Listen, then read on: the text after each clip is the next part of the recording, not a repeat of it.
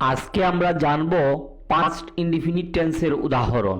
Affirmative, আমি স্কুলে গিয়েছিলাম, I went to school. Negative, আমি স্কুলে যাইনি, I did not go to school.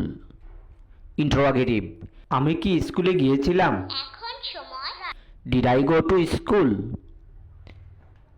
Negative plus interrogative, আমি কি স্কুলে যাইনি, didn't I go to school. WH, আমি কোথায় গিয়েছিলাম, where did I go to. ধন্যবাদ।